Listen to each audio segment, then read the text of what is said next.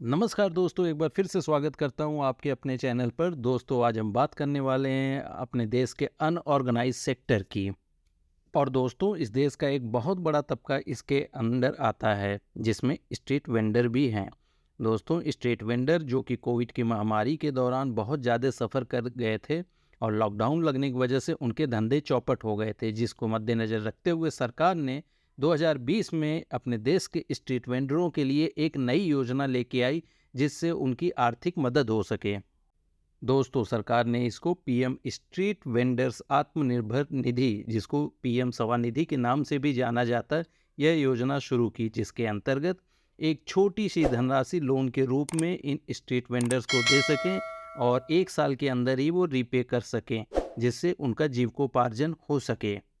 तो दोस्तों, आज हम इस योजना के बारे में संपूर्ण जानकारी प्राप्त करते हैं और देखते हैं कि इसमें ये सब वेंडर्स अपने आप को एनरोल करके कैसे 50,000 तक की राशि प्राप्त कर सकते हैं।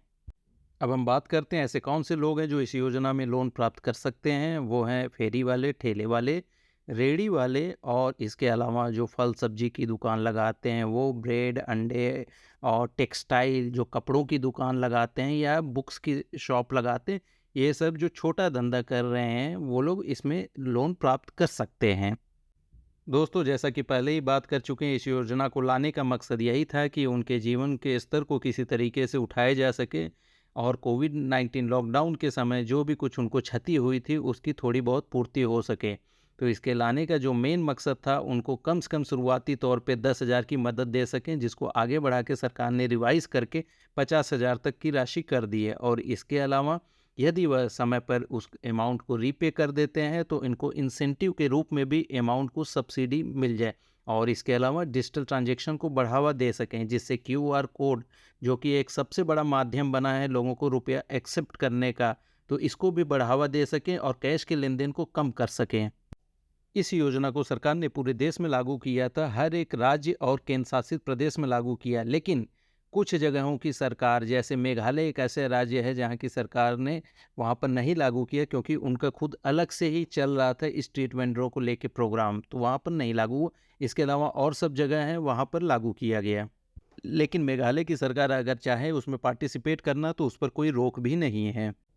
सरकार ने अपने मंत्रालय, राज्य सरकार और अर्बन लोकल बॉडी की मदद से एक वेबसाइट डेवलप किया और सर्वे कर कर एक लिस्ट तैयार की, जहां पे जो लोग उसके बेनिफिशरीज हैं वो जाकर वहां पर अपने आप को चेक कर सकते हैं और इस योजना में अपने आप को एनरोल कर सकते हैं।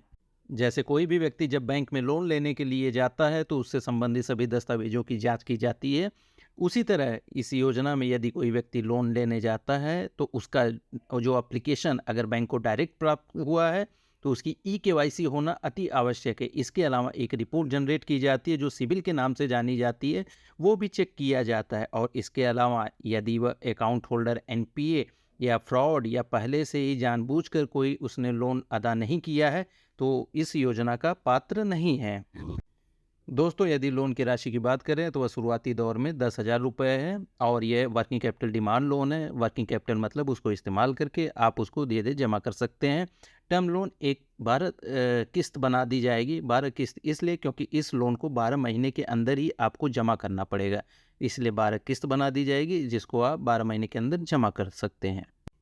जैसे किसी भी लोन को लेने के लिए कुछ न कुछ सिक्योरिटी देना पड़ता है, लेकिन इस लोन की खासियत यही है कि इसके अंतर्गत कोई भी सिक्योरिटी आपको देने की आवश्यकता नहीं है और यह आपका लोन कवर रहेगा सीजीटी एमएससी के अंतर्गत। इसके अलावा यदि ब्याज की दर की बात करें तो सभी बैंकों का अलग है। और अगर हम बात करें प्रोसेसिंग चार्जेस या डॉक्यूमेंटेशन चार्जेस की, तो वह बिल्कुल निल है। दोस्तों, अगर हम बात करें सब्सिडी की, तो जी हाँ दोस्तों, इस पर सरकार ने सब्सिडी भी प्रदान की है। जैसे कोई व्यक्ति अगर इस योजना के अंतर्गत लोन लेता है तो उसको 7% तक सब्सिडी प्राप्त होगी और वह इंटरेस्ट सब्सिडी के रूप में आपको क्वार्टरली आपके अकाउंट में क्रेडिट हो जाएगा और पहला जो आपका सब्सिडी जाएगा उसी की तरह आपके जितने क्वार्टर बचे हैं आपके सब्सिडी आपके अकाउंट में क्रेडिट हो जाएगा। दोस्तों, यदि कोई व्यक्ति इस लोन को समय से पूर्व बंद करना चाहता है तो उस पर कोई पेनल्टी उसको नहीं देनी पड़ेगी। और इस लोन की सबसे अच्छी या कहें खास बात यह है कि सरकार ने इसमें डिजिटल ट्रांजैक्शन को बढ़ावा दिया है। कोई भी ठेले वाला या शॉप अगर लगाया है तो वह क्यूआर कोड का इस्तेमाल कर जैसे किसी भी कंपनी का, चाहे वो गूगल पे हो, भारत पे हो, अमेजॉन पे हो, फ़ोन पे हो या पेटीएम का, अगर वो इस्तेमाल करता है तो उसको ₹50 से ₹100 तक का इंसेंटिव प्राप्त होगा, लेकिन प्रत्येक ट्रांज़ैक्शन ₹25 से ऊपर का होना चाहिए। दोस्तों, सरकार ने आगे चलकर इस योजना में कुछ फेरबदल भी की है। जैसे इसमें मैक्सिमम लोन का जो अमाउंट की बात करें, तो पहला बार में अगर कोई व्यक्ति 10,000 का लोन प्राप्त करता है और उसको समय के अंतर्गत या समय से पूर्व दे देता है, तो उसको ₹20,000 का नेक्स्ट लोन भी प्राप्त होगा।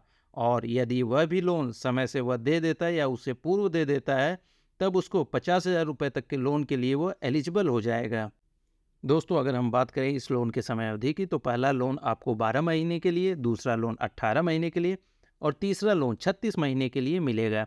यदि कोई व्यक्ति समय से पूर्व भी इस लोन को अदा करना चाहता है, तो वह अदा कर सकता है और इस पर कोई पेनल्टी भी नहीं उसको देनी पड़ेगी। अब हम बात करते हैं मार्जिन मनी की, तो वह नील है। क्रेडिट स्कोर की अगर हम बात करें, तो उसका क्रेडिट स्कोर जो कि सिबिल स्कोर होता है, वो चेक करने की आवश्यकता नहीं होगी। क्यों? क्योंकि पहला लोन यदि व्यक्ति ने सही समय पर अदा कर दिया है, तो वह दूसरे के लिए एलिजिबल हो जाएगा और दूसरा भी अगर कर दिया है, तो वह तीसरे के लिए एलिजिबल हो जाएगा। यानी आदमी ने सही तरीके से कार्य किया है, इसलिए उसको यह तीनों लोन प्राप्त हो रहा है। अगर हम बात करें कोई गवर्नमेंट कागज की, तो इसमें एक उद्यम रजिस्ट्रेशन होता है, जो कि आप जनरली लोन लेने के लिए जाते हैं तो जीएसटी या उद्यम का आपसे कागज मांगा जाता है, तो इसमें उसकी भी आवश्यकता नहीं है। दोस्तों, अब हम बात करते हैं कि कोई भी स्ट्रीट वेंडर इस लोन में कैसे ऑनलाइन अप्लाई कर सकता है। तो उसको गवर्नमेंट की जो वेबसाइट है उस पर विजिट करना पड़ेगा और विजिट करने के बाद उसको अपने मोबाइल नंबर के थ्रू एक ओटीपी प्राप्त होगा। जो भी मोबाइल नंबर वो फीड करेगा, उस ओटीपी के थ्रू वो लॉगिन होगा। लॉगिन होने के बाद जो मैंने लिस्ट की अभी चर्चा की थी शुरुआत में, उसमें देखेगा कि क्या उसका नाम है। यदि उसका नाम होता है तो अपना आधार डाल के उसको वैलिडेट करेगा और आधार सक्सेसफुल जब वैलिडेट हो जाएगा, तो लोन एप्लीकेशन का जो फॉर्म होगा उसको पूरा फिल करेगा।